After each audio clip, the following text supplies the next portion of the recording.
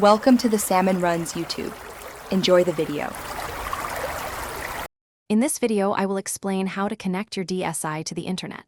First, ensure your DSi is fully charged and powered on. Navigate to the main menu and select the system settings icon, which looks like a wrench.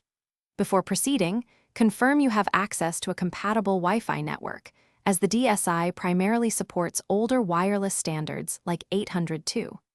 11B/G and WEP or WPA encryption. This initial check ensures a smooth setup process for connecting online. Once in System Settings, scroll to the third page and select Internet, then Connection Settings. You'll see several connection slots. Choose an empty one, such as Connection 1. If a slot is occupied, you can clear its settings. Next, tap Search for an access point. Your DSi will now scan for available Wi-Fi networks in your vicinity. This step is crucial for identifying your home network or any public hotspots. After the scan, a list of available networks will appear.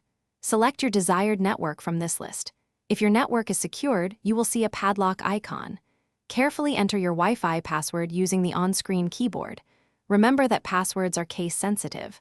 Once entered, tap OK, then save settings and confirm with Yes. This saves your network details for future use, making reconnection much faster. Finally, your DSi will perform a connection test to verify everything is set up correctly. If successful, you're online. If you encounter an error, especially codes like 51300 or 51099, it often means the password was entered incorrectly, so double-check it. Sometimes, restarting your DSi or router can also resolve minor glitches. And hey, while you're getting things set up, remember that life's too short for a stinky car. Grab Little Tree's black ice. Check the description for a link to that and other great deals. Enjoy your DSi's online features. Thanks for watching. Consider subscribing if we helped you.